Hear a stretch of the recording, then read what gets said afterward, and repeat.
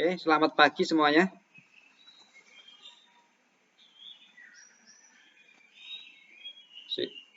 Sehat semua ya.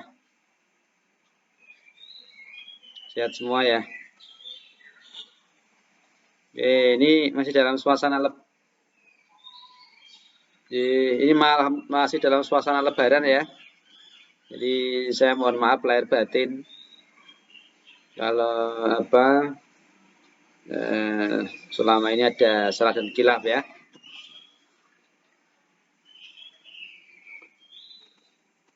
Sekarang uji keterkaitan antar variabel ya, atau teknik korelasi. Jadi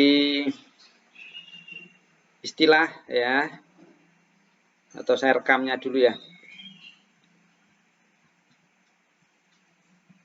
Ya, assalamualaikum warahmatullahi wabarakatuh.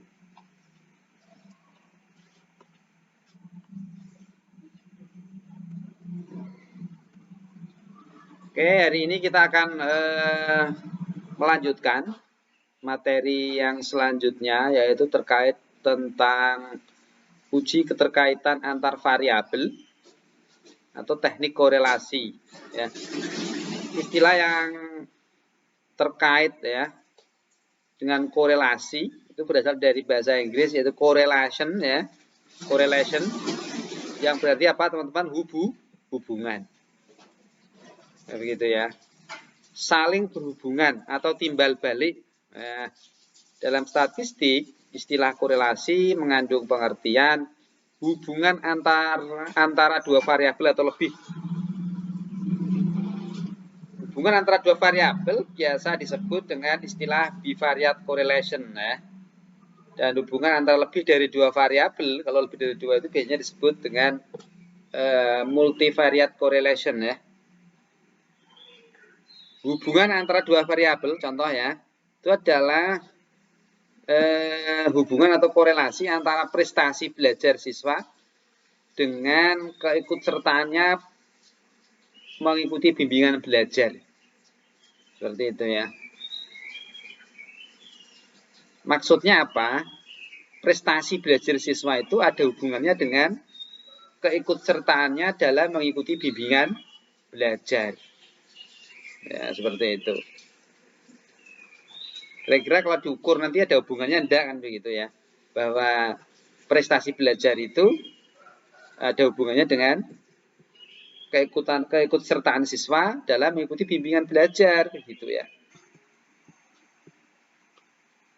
Itu contoh yang dua variabel. Nanti ada istilah korelasi, ada istilah regresi ya. Setelah ini akan membahas tentang regresi. Jadi kalau korelasi itu lebih antara dua variabel itu setara gitu ya. Jadi contoh misalnya hubungan antara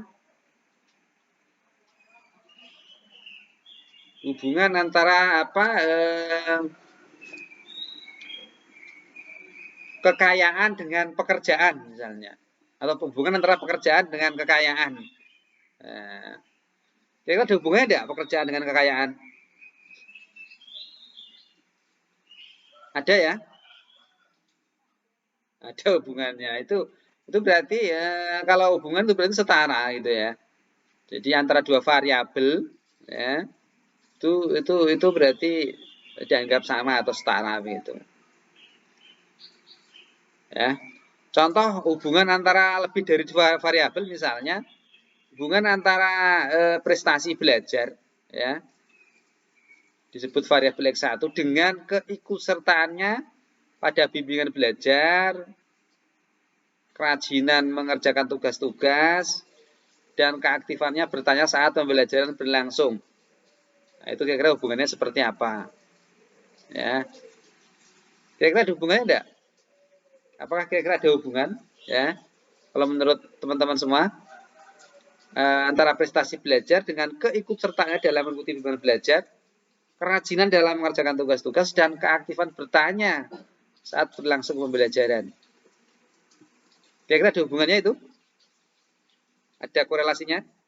Nah, ada korelasinya, ada hubungannya gitu loh ya. Contoh di atas ya, variabel prestasi belajar itu disebut dengan variabel terikat atau dependent. Variabel yang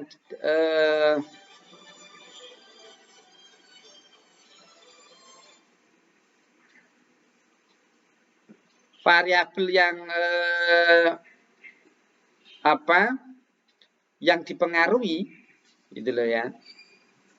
Jadi variabel dependent atau variabel terikat itu adalah variabel yang dipengaruhi, dengan variabel yang terkait dengan independen itu adalah yang mempengaruhi, yaitu keikutsertaan pada bimbingan belajar. Kemudian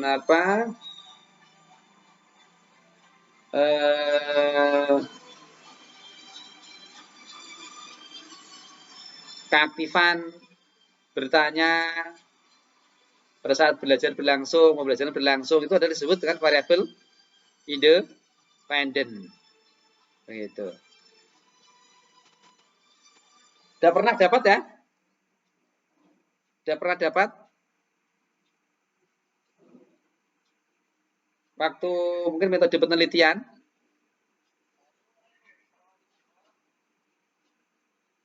Bentar, Bu, lagi ngajar.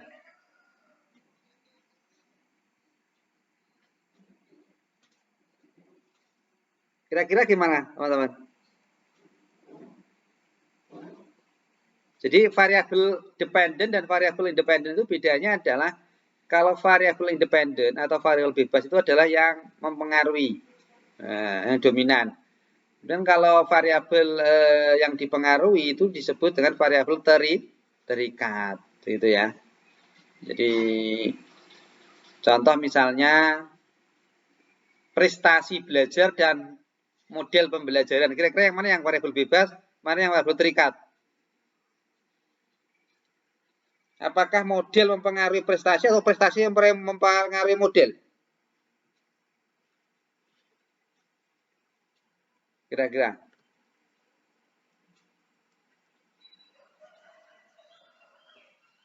Model mempengaruhi prestasi ya, model pembelajaran ya. Nah, berarti model pembelajaran itu disebut variabel bebas atau independen. Dan variabel terikatnya adalah prestasi belajar. Keikutsertaan mengikuti bimbingan belajar dan prestasi belajar. Kira-kira mana yang bebas dan mana yang terikat? Yang bebas itu mempengaruhi, yang terikat itu dipengaruhi. Yang mempengaruhi yang mana? Apakah keikutsertaan mengikuti bimbingan belajar itu berpengaruh terhadap hasil belajar? Kira-kira gimana? Yang mempengaruhi yang mana? Keikutsertaan ya. Oke. Sekarang arah korelasi ya. Hubungan antar variabel jika itu dari arahnya dapat dibedakan menjadi dua macam, yaitu hubungan yang sifatnya satu arah dan hubungan yang sifatnya berlawanan arah. Hubungan yang satu arah disebut korelasi positif. Hubungan yang berlawanan arah disebut korelasi negatif. Contohnya seperti ini ya. Yang semakin besar, contoh yang positif itu adalah semakin besar nilai variabel yang satu akan diikuti oleh semakin besar pula variabel berikutnya. Sehingga berjalannya searah ya. Nah, misalnya korelasi antara kenaikan BBM dan kenaikan ongkos angkutan. Itu kira-kira positif atau negatif? Kalau positif itu artinya apa ya? Tadi saya jelaskan ya. Semakin besar nilai variabel yang satu akan berpengaruh ke variabel yang lain atau akan diikuti oleh variabel yang lain. Begitu. Sekarang hubungan antara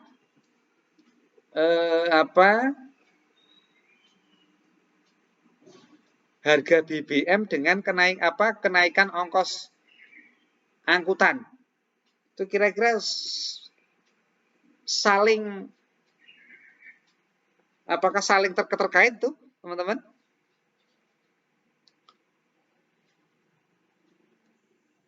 Iya ya, betul. Jadi kalau BBM itu naik, otomatis angkutan ya naik kan begitu ya. Itu namanya positif. Tapi kalau BBM naik, angkutannya malah turun, tuh berarti negatif berlawan arah itu kan. Satu naik, yang satu tuh turun begitu. Paham gih? Paham gih?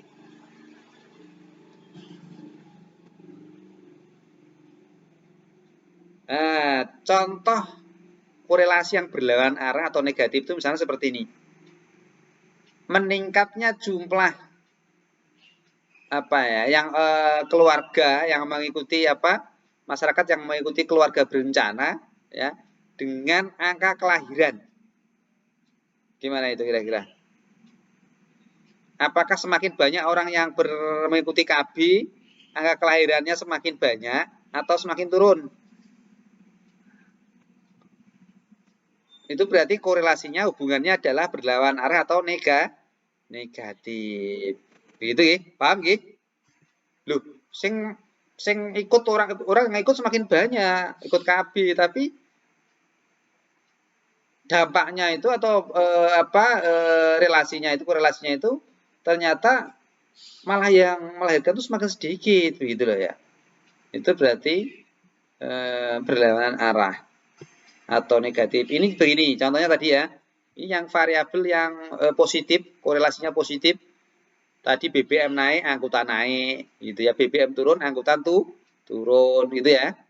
Kalau yang negatif itu tadi banyak, misalnya banyak masyarakat yang mengikuti program KB, tetapi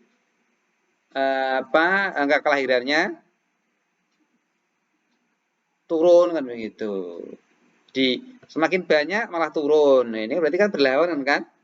Paham gak? Yang ikut banyak tapi justru malah yang melahirkan sedikit kan begitu. Menurun. Nah, berarti nilai variabel ya. Kalau positif itu nilai variabel, bertambahnya nilai variabel diikuti oleh variabel yang lain begitu. Kalau yang negatif korelasi berlawanan arah gitu ya. Nilai variabelnya itu naik, terus variabel yang lain menurun begitu. Ya, korelasi yang bisa dipakai, yang biasa digunakan ya untuk mencari hubungan. Hubungan itu berarti posisinya setara gitu ya. Jadi sampel-sampelnya nanti diambil secara random ya. Jadi diambil secara random itu sudah tahu, sudah melihat mata kuliah penelitian pendidikan sudah, teman-teman? Penelitian sudah mengenal adalah sampel secara acak, itu sudah mengenal kan? Sudah pernah dengar ya? Jadi sampel diambil secara acak atau random, data setiap variabel berdistribusi normal. Sudah tak jelaskan toh? Jadi distribusinya datanya itu harus membentuk kurva normal ya. Jadi kalau teman-teman mau penelitian kuantitatif ya, itu harus dianu dulu ya. Datanya harus dipastikan dulu berdistribusi normal. Artinya apa? Kemarin sudah jelaskan, tidak perlu saya ulang lagi ya. Nah, rumusnya yang dipakai ini RXY sama dengan N sigma XY dikurangi sigma X kali sigma Y dibagi akar dari N sigma X kuadrat kurangi sigma X dalam kurung dikuadratkan dikalikan N sigma Y kuadrat dikalikan sigma Y dalam kurung dikuadratkan. Di mana N adalah banyaknya pasang data atau banyaknya sampel, X variabel bebas, Y-nya terikat. Ada 3 kemungkinan hipotesis yang diuji, yaitu uji dua pihak, ya, uji satu pihak kanan atau pihak kiri, gitu ya. Nah, pengujian hipotesis dilakukan dengan mengambil R product moment, ya, momen ya nanti ada tabelnya sendiri, tabel R product moment untuk N besar, ya, dengan derajat kebebasan N ya, menggunakan tabel distribusi. Kalau N-nya itu besar ya, maka menggunakan tabel R product moment dengan DK sama dengan N. Tetapi untuk N yang kecil itu nanti DK-nya adalah N-2. Pengujian, kriteria pengujian terima H0 ya, jadi H0 nanti teman-teman ada istilah uji hipotesis ya. Ada H0, HA gitu. Atau H0, H1 ya, tergantung bukunya yang dipakai buku apa ya. Itu tergantung apa. Ada yang menuliskan H0, HA, H0 dengan HA dan H0 dengan H1 begitu ya. Terima H0 ya. Jika R hitung itu lebih kecil dari R tabel. Tolak H0 jika R hitung lebih besar dari R tabel.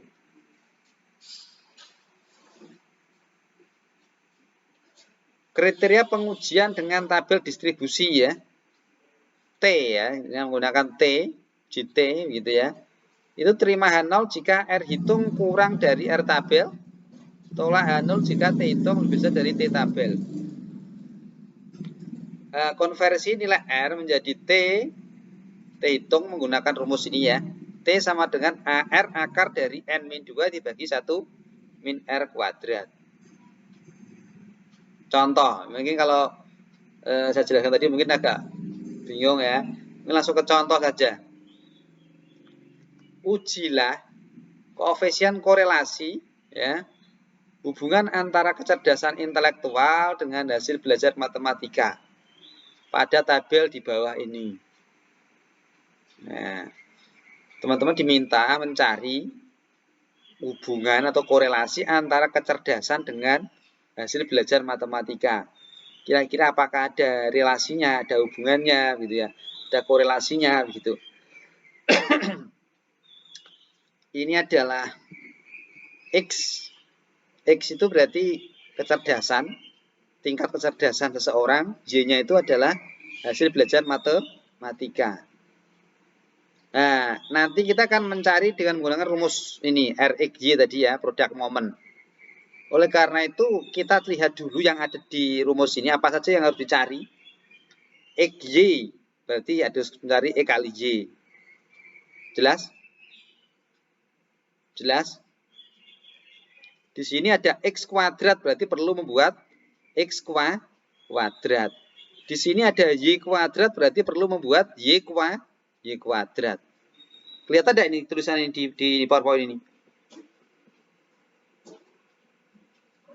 Kelihatan tidak ini ya? Oke. Ya, ini intinya untuk membuat tabel ini kita lihat di rumus ini, gitu loh ya. Berarti kalau ada XY di sini, oh XY berarti harus mengalihkan X dengan Y. Oh ada X kuadrat berarti ada X dikuadratkan. Ada Y kuadrat, Y dikuadratkan. Di mana X-nya itu variabel bebas, gitu ya, dan Y-nya adalah variabel terikat begitu.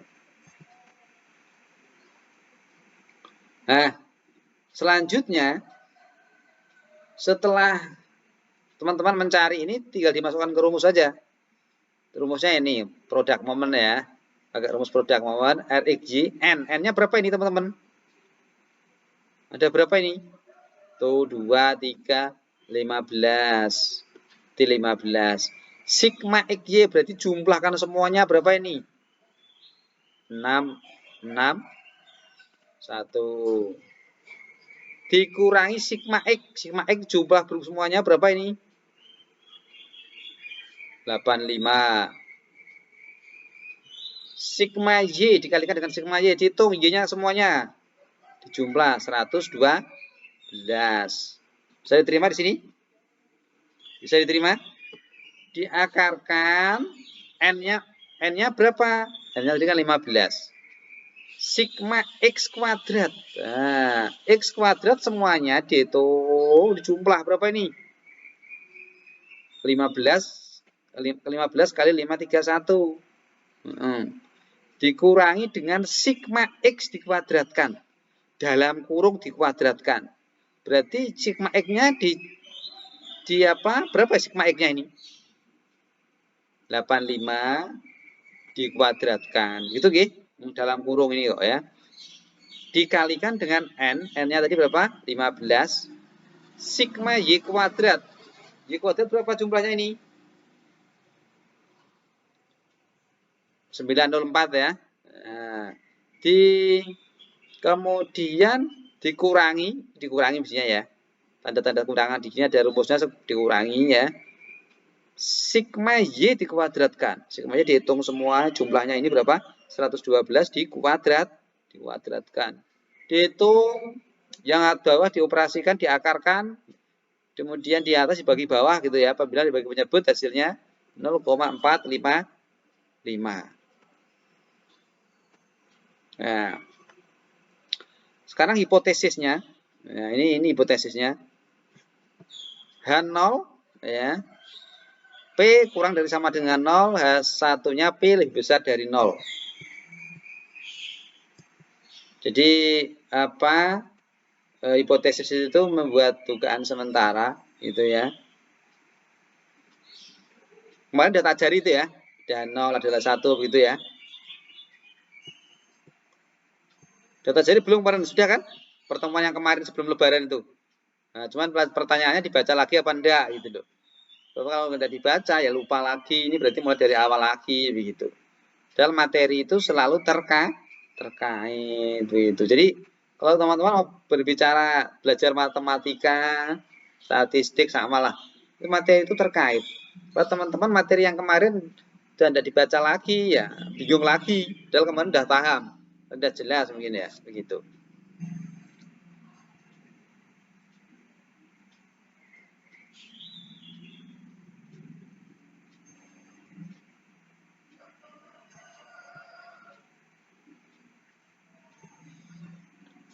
Kalau H0 di sini berarti ini sama artinya dengan tidak terdapat korelasi ya antara X dan Y. H1 terdapat korelasi antara X dan Y. Gitu loh ya. H0 itu biasanya mestinya itu ya. H0 itu sama dengan boleh, yang bawah tidak sama dengan juga boleh ya. Artinya begini. Kalau di sini maksudnya H0 itu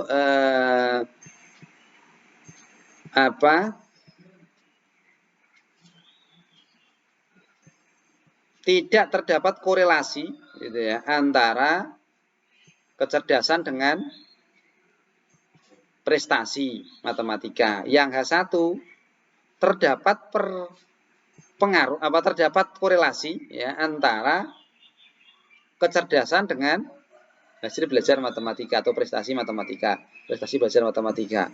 Sekarang diuji ya dengan menggunakan tabel T dengan N kecil ya, karena di situ ada 15 ya. Biasanya kalau N besar itu di atas 40 katanya.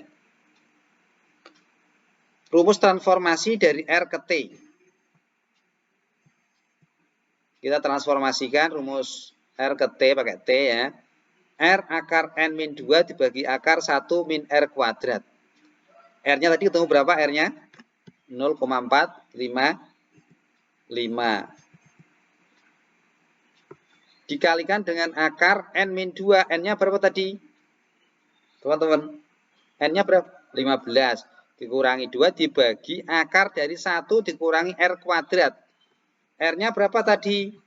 Ketemunya ini ya, 0,455. Jadi kalau dikuadratkan, ini jadi 0,5 dalam kurung dikuadratkan ini ya. Dihitung, bisa ngitung ini ya. Ketemu hasilnya 1,842. Dari tabel distribusi T ya, dengan alfa itu teman sudah saya jelaskan tingkat taraf signifikansi atau tingkat kesalahan. Dalam penelitian pendidikan itu biasanya 0,05 atau 5%. Kalau penelitian yang kesehatan itu adalah 1%. Dibuat lebih kecil karena ada hubungannya dengan nyawa manusia. Sehingga kalau terjadi kesalahan sedikit saja akan berpengaruh terhadap nyawa manusia. Itu kalau di dalam penelitian kesehatan. Biasanya taraf signifikansinya dibuat kecil ya, tingkat kesalahannya 1%. Tapi kalau dalam penelitian pendidikan dibuat lebih besar ya. Penelitian sosial gitu ya 5%. Dengan derajat kebebasan adalah N-2. N ini tadi kan 15 ya, dikurangi 2 berarti 13. Diperoleh T tabel. Coba dilihat T tabel. Alfanya 0,05, DK-nya berarti 13 ya. Kenapa 13? Tadi N-2. 15 dikurangi 2 dari 13. Coba dilihat. 0,05. Yang mana 0,05 ini? Ini ya. 13. Ini. Ini loh ya. Yang 0,05 ini pakai uji T ini. Ya. 0,05. Tadi ujian satu pihak ya. Ini yang 13 ini. Berapa ini? 1,77. 1,771 ini. Nah, ini ya. T hitungnya berapa? 1,842. Lebih besar mana T hitung dengan T tabel?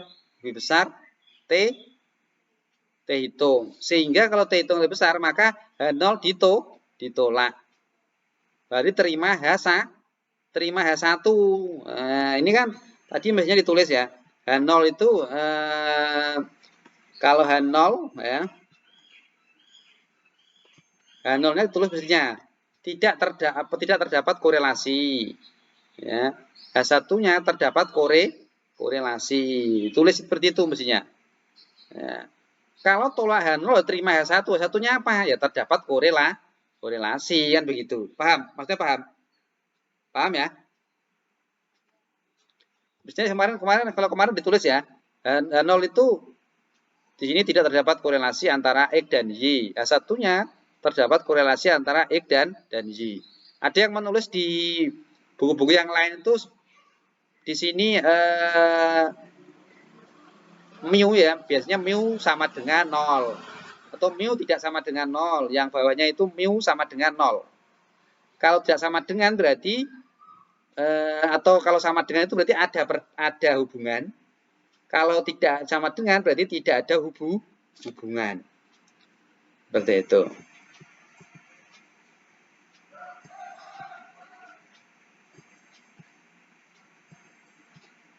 Sini berarti mu tidak sama dengan 0, berarti tidak terdapat korelasi antara X dan Y sama dengan Y. Ada yang menulis seperti itu, ya. Tapi ada buku juga yang menulis seperti ini. H1-nya terdapat korelasi. Kalau tolak H0 otomatis terima H1 begitu. Kalau terima H0 berarti H0-nya sendiri apa kan begitu ya. Paham Ji? Teman-teman Ji? Paham? Paham? Nah, ini ada latihannya, coba dikerjakan nanti latihannya ini ya. Latihannya dikerjakan. Atau sudah dikerjakan di rumah mungkin yang kemarin? Belum? Oke. Oke, nanti akan saya share di Sunan ya ini ya setelah ini. Oke, terima kasih. Kurang lebihnya mohon maaf. Assalamualaikum warahmatullahi wabarakatuh.